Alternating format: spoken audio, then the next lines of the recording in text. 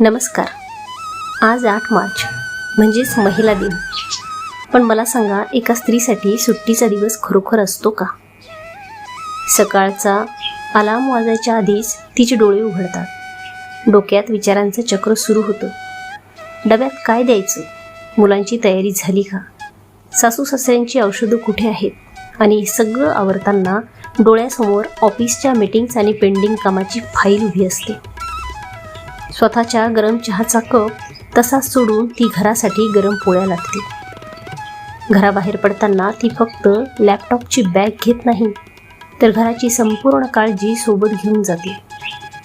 ऑफिसमध्ये काम करतानाही तिचं एक मन घरातल्या कुकरच्या शिट्ट्या मोजत असतं. मुलाला शाळेतून कोणी आणलं असेल?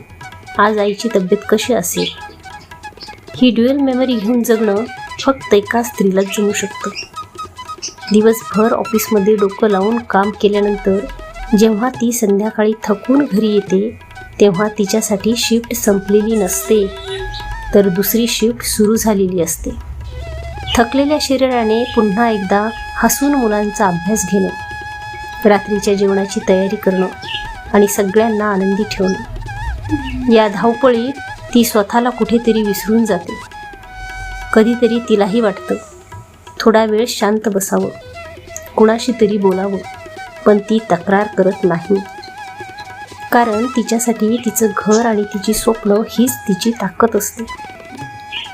आज या महिला दिनी त्या प्रत्येक स्त्रीला माझा सलाम, जी घराची वास्तू सावरते आणि बाहेरच्या जगात स्वतःचं अस्तित्वही टिकवते. तुम्ही खरोखरच सुपरवुमन आहात. स्वतःची काळजी घ्या, कारण तुम्ही आहात तर हे घर आहे. तुम्हा सर्वांना, माझ्या मैत्रिणींना जागतिक महिला दिनाच्या खूप खूप शुभेच्छा.